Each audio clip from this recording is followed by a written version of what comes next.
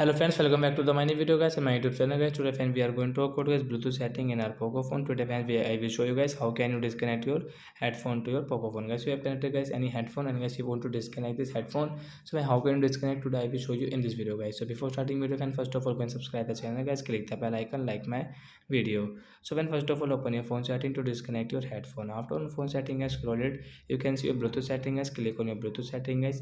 As you can see guys, we have connected guys this BT company headphone guys. Right side tap here.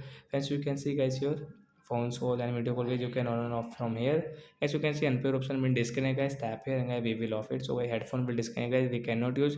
If we use, so we will have to connect again, then guys we can use guys headphone with Poco phone. So that's it guys, thanks for watching the video guys. We will meet a next video guys with new topic. Before going guys, please go and like the video, subscribe the channel. Bye bye friends, thanks for watching the video guys.